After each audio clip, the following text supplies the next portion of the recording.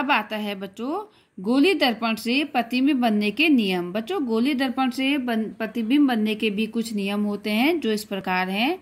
दर्पण से प्रतिबिंब बनाने के लिए निम्न नियमों का पालन करना पड़ता है। पहला है बिंब के प्रतिबिंब का स्थान निर्धारित करने के लिए हमें किरण आरेख बनाते समय किसी बिंदु से निकलने वाली किरणों की विशाल संख्या से सुविधा अनुसार कुछ को चुना जा सकता है। कम से कम 2 परावर्तित किरणों के प्रतिच्छेदन से किसी बिंब के प्रतिबिंब की स्थिति ज्ञात की जा सकती है। निम्न में से किसी भी स्थिति पर विचार किया जा सकता है, जैसे कि पहला देख लेते हैं। दर्पण के मुख्य अक्ष के समांतर प्रकाश किरण परावर्तन के पश्चात अपवर्तक तल दर्पण के मुख्य फोकस से गुजरेगी तथा उत्तर दर्पण के मुख्य फोकस से अपसरित होती प्रतीत होती है। तो बच्चों देखो अवतल दर्पण, अब ये कह रहा है दर्पण के मुख्य अक्ष, आपको पता है दर्पण का मुख्य अक्ष ये क्या है, दर्पण का मुख्य अक्ष। अभी हम किसकी बात कर रहे हैं, अवतल दर्पण की। दर्पण का मुख्य अक्ष से गुजरने वाली रेखा, मुख्य अक्ष से गुजरने वाली जो रेखा होगी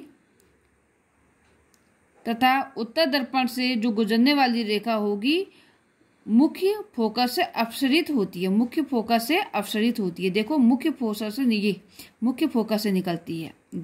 ये देखिए ये अवतल दर्पण में है और ये उत्तर दर्पण में है, यहाँ से क्या होती है, अपसरित होती है। ठीक है, दूसरा आता है हमारा दूसरा पॉइंट देखिए, अवतल दर्पण के मुख्य फोकस से गुजरने वाली किरण तथा उत्तर दर्पण की मुख्य फोकस की ओर निर्देशित होने वाली किरण परावर्तन के उपरांत मुख्य अक्ष के समांतर हो जाती है। अब ये कह रहा है कि अवतल दर्पण के जब मुख्य अक्ष के समांतर जब कोई किरण निकलती है तो वो हमारे फोकस या कि मुख्य अक्ष के समांतर हो जाती है। देखो अब ये कोई किरण आई तो ये क्या हुई, मुख्य अक्ष के समांतर हो गई। ठीक है, तो ये हमारा दूसरा नियम है बच्चों। ठीक है, अब देखिए वैसे ही हमारा उत्तर दर्पण में देखिए जब कोई किरण हमारी यहाँ से निकलती हुई प्रतीत हो रही है तो ये मुख्य अक्ष के क्या हो रही है, समांतर हो जा रही है। नेक्स्ट, अवतल दर्पण के वक्रता केंद्र से, अवतल दर्पण के वक्रता केंद्र से गुजरने वाली रेखा, अवतल दर्पण से गुजरने वाली किरण अथवा उत्तर दर्पण के वक्रता केंद्र से निर्देशित होने वाली किरण परावर्तन के बाद उसी पथ के अनुदिश वापस चली जाती है। अगर कोई रेखा यहाँ से आई है तो इसी पथ में क्या होगी, वापस चले जाती है। देखिए इसमें भी यहाँ से आई और यहीं को ही जाती हुई प्रतीत हो रही है। ये इनके नियम हैं। ठीक, नेक्स्ट नियम क्या है, अवतल दर्पण तथा उत्तर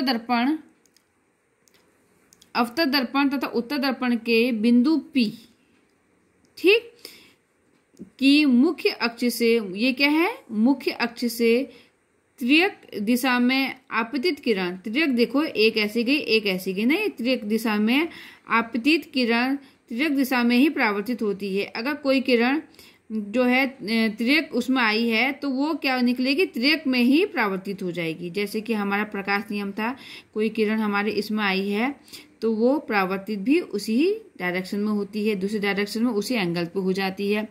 आपतित तथा परावर्तित किरणें आपतन बिंदु पर मुख्य अक्ष से समान कोण बनाते हुए परावर्तन नियमों का क्या करती है, पालन करती है।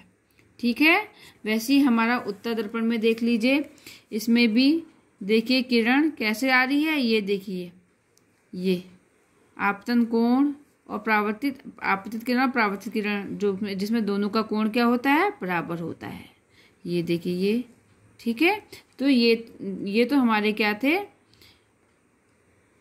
कुछ नियम थे, जैसे प्रतिबिंब बनाने के कुछ ये नियम थे। अब आगे हम अवतल दर्पण से प्रतिबिंब बनाने की स्थिति के बारे में चर्चा करेंगे।